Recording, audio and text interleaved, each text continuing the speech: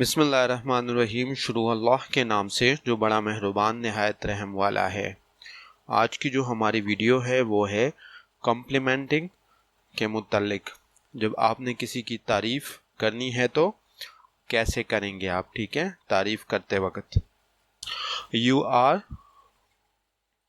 Looking smart, तुम बहुत उम्दा लग रहे हो। यहाँ पे वाई की जगह ING है, spelling mistake. What a nice you have done, तुमने कितना उम्दा किया।